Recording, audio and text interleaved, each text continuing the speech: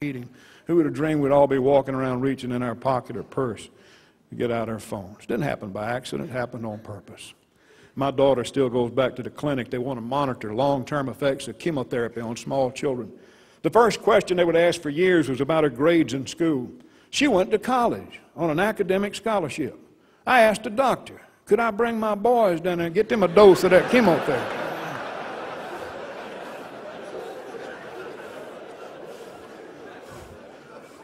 From Post-it notes to pacemakers, innovation, progress, good things occur because somebody's paying attention, cares enough to get it right, cares enough to find ways to do it even better, what this meeting is all about. Last year I had the opportunity to speak in Cleveland, Ohio, at the Cleveland Clinic for 50 heart transplant recipients.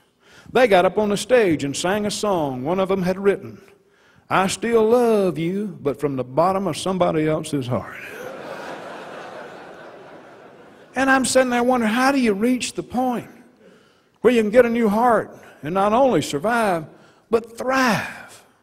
How do you reach the point with a radio transmitter you control people's water heaters, and their heat pumps, and their appliances, and motors, and factories? How do you reach that point? You get there because somebody cares enough to get it right.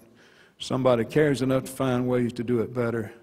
Bottom line, somebody cared enough to put their heart in it.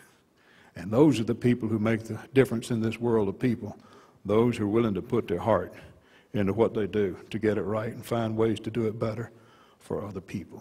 Those who care enough to plan and have the right plan. I used to broadcast time trials on the NASCAR circuit. Any NASCAR fans here? A few years ago, a good friend of mine sold an airplane to a race car driver who at the time was NASCAR's champion. His name was Bobby Allison. You can imagine that a race car driver would not want a single-engine, fuel-efficient airplane. Bobby wanted a twin-engine, high-performance Piper Aerostar.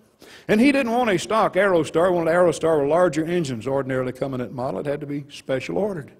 Anything has to be special ordered, takes extra time. Bobby's a race car driver. Patience not his long suit, always in a hurry. So every few days he'd pick up the telephone, he'd call up to Huntsville Aviation, to my buddy Ralph Hood, and he'd say, Ralph, where's my airplane? When's it going to be here, Ralph? What's taking so long, Ralph?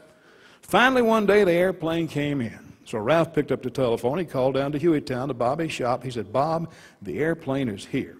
It came in this morning. I will deliver it to you this afternoon. Bobby said, Ralph, don't bring my airplane this afternoon, because I won't be here this afternoon. This afternoon, I'll be in the sauna. Every afternoon. For the next 2 weeks, I'm going to be in the sauna. You'll have to bring my airplane tomorrow morning. Now, my buddy Ralph couldn't imagine what this hard-charging, macho race car driver is going to be doing, spending all this time in the sauna. So he asked him. Bobby said, I don't mind telling you. 2 weeks from now, we're going to be down in Daytona Beach. We're going to Daytona to run the Pepsi 400. When we get down to Daytona Beach, Florida, the first week in July, it will be hot. The temperature will be high. The humidity will be high. When I'm in that race car, out on the track, and the engine of that car is developing the horsepower to propel that car around that track at racing speeds, that engine will create an intense amount of heat, and all that heat will be coming right back in my face. When those other drivers from South Carolina and Virginia and Michigan and Missouri and Texas and California and all across this country, when they get down to Daytona Beach, Florida, the first week in July, they're going to wonder if they can take the heat. But I'm going to know I can take the heat. You see, it's not enough to want to win. You have to want to prepare to win. It's not enough to want to see some good things happen. You have to want to be prepared to make good things happen.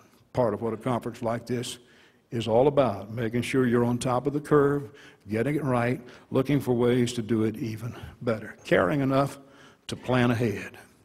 My Uncle John